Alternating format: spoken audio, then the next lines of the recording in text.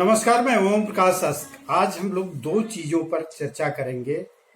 दो बड़ी खबरें हैं। एक तो भारत चीन सीमा पर लद्दाख में तनातनी के बीच भारत के 3 सैनिक मारे गए हैं और सूचना के मुताबिक चीन के 5 सैनिक मारे गए हैं और 11 घायल हैं। इन्हीं दो चीजों पर और एक दूसरी तरफ की अगर बात करें तो दूसरी तरफ प्रधानमंत्री आज मुख्यमंत्रियों के साथ आगे लॉकडाउन जारी रखा जाए या न रखा जाए या कौन सा कदम उठाया जाए, इस पर चर्चा करने के लिए उनसे आज वीडियो कॉन्फ्रेंसिंग से जुड़े हुए हैं। मीटिंग शुरू हो गई है और इसके बाद प्रधानमंत्री यह रणनीति तय कर रहे हैं कि कोरोना को लेकर क्या कदम आगे उठाया जाना चाहिए। शायद इसी पर वो मुख्यमंत्रियों से सलाह ले रहे होंगे, मशवरा कर रहे होंगे और शाम तक वो चीजें क्लियर होंगी। आज की जो सबसे चर्चित और बड़ी खबर है वह है भारतीय सीमा पर लद्दाख में आज जो घटना हुई है, चीन के सैनिकों और भारत के सैनिकों के बीच जो झड़प हुई है। यह तनातनी लगभग पिछले 15-20 दिनों से जारी है सीमा पर, लद्दाख की सीमा पर। भारतीय सैनिक और उनके सैनिकों के बीच 2 कदम आगे 2 कदम पीछे की बात चल रही है। बीच में समझौते की कोशिश भी हुई लेकिन उसका कोई नतीजा नहीं निकला। नतीजा इस रूप में निकला कि आज सूचना यह है कि दोनों ओर से ऐसी तनातनी हुई कि चीन ने भारत के 3 सैनिकों को मारा और भारत के सैनिकों की ओर से रिटेलिएशन में, प्रतिशोध में जो कार्रवाई हुई उसमें चीन के 5 सैनिक मारे गए हैं और 11 घायल हैं। हालांकि यह भारत की ओर से दावा नहीं किया गया है, यह ग्लोबल टाइम्स के हवाले से यह खबर आई है, उसके रिपोर्टर के हवाले से आई है कि चीन के भी 5 सैनिक मारे गए हैं और 11 घायल हैं। हालात बड़े खराब हो रहे हैं सीमा पर, इसलिए ये बात मैं कह रहा हूं 1962 के में जो भारत और चीन के बीच जो लड़ाई हुई थी, उस लड़ाई के बाद अब तक 67, 1986, 2017 और 2020, अभी जो ताजा घटनाएं हो रही हैं 2020 की है।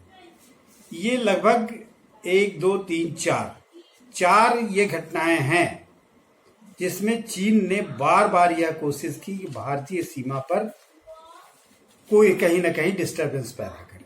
सबसे पहले 1967 में चीन ने नाथुला के पास भारतीय सेना पर हमला किया और भारतीय सेना ने भी कार्रवाई की, जबरदस्त कार्रवाई की।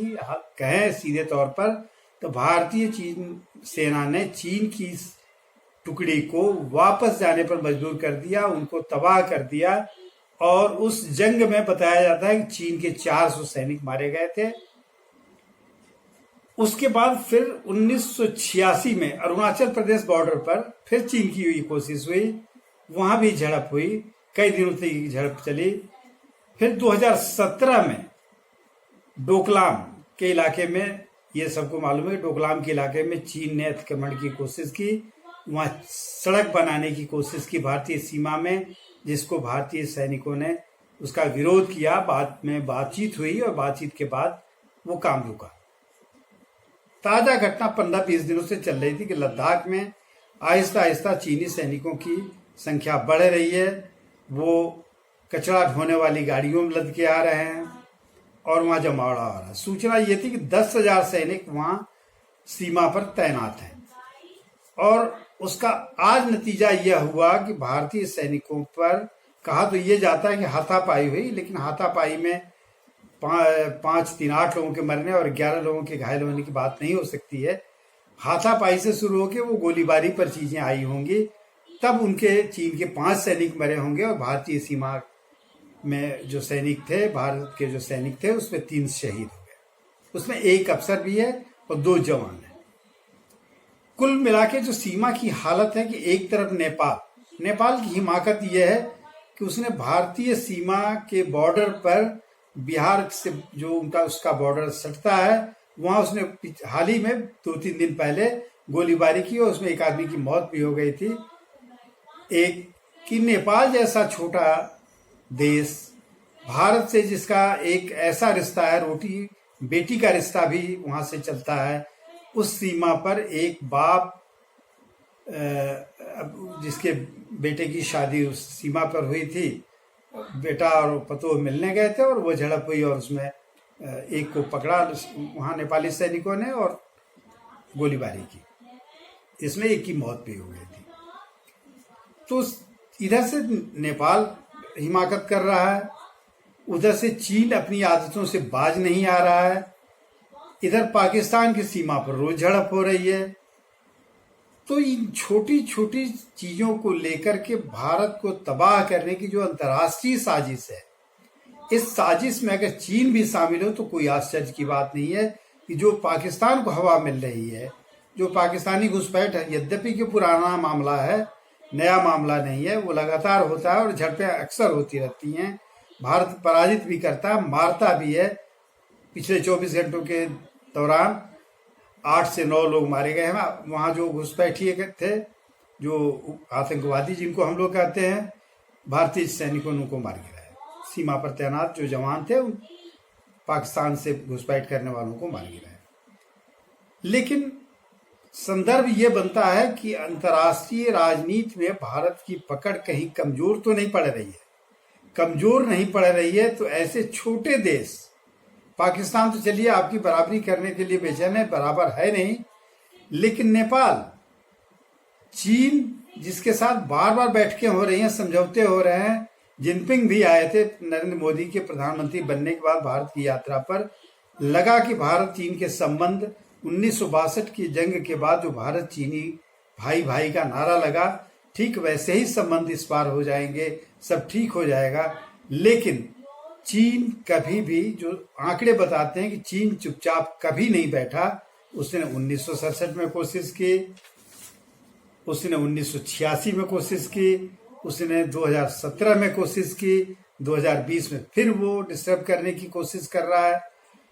तो इसके पीछे एक बड़ी साजिश हो सकती है, अंतर्राष्ट्रीय साजिश हो सकती है और उसमें चीन शामिल हो सकता है, यह अलग बात है।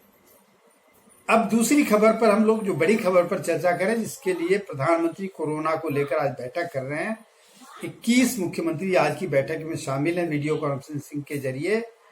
और कोरोना काल में कोरोना को अब मान लिया गया है कि कोरोना रहेगा, साथ में लंबे समय तक रहेगा। जब तक उसका टीका नहीं बन जाता है तब तक ये रहेगा।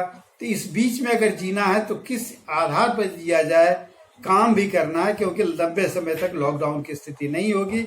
लेकिन इस दौरान 3 स्टेट ऐसे हैं, गुजरात है, महाराष्ट्र है, दिल्ली है, जहां सर्वाधिक उत्पात मचा दिया है कोरोना ने। उन 3 स्टेट के लिए शायद किसी विशेष योजना पर चर्चा हो, कोई बात हो। दिल्ली के बारे में तो कहा जाता है अब अमित शाह ने, गृह मंत्री अमित शाह ने कमान संभाल ली है और वादा किया है कि 6 गुना टेस्ट अब वहां बढ़ा होंगे। अगले कुछ दिनों में 18,000 टेस्ट रोज होंगे। देखना है कि उससे भी हम लोग कितना पार पाते हैं। लेकिन अनुमान यही लगाया जाता है कि जो हालात हैं उसमें कोरोना लगातार जारी रहेगा और इस कोरोना के बीच ही जीना है। सबसे ज्यादा इस कोरोना ने जो नुकसान पहुंचाया है समाज का, वो संबंधों पर, सामाजिक संबंधों पर नुकसान पहुंचाया है। आर्थिक नुकसान तो है ही, सामाजिक नुकसान जो हुआ है, उत्पादन के मामले में जो नुकसान हुआ है, उत्पादन और बाजार बिल्कुल बीच में 3 महीने तक ठप पड़े हुए थे। अब जाके थोड़ी स्थितियां ठीक होने की थी तो कोरोना रुकने का नाम नहीं ले रहा है। बहरहाल शाम तक वो सूचना भी आ जाएगी। आज की बातचीत में अभी तक इतना ही, फिर हम लोग बात करेंगे शाम में। नमस्कार।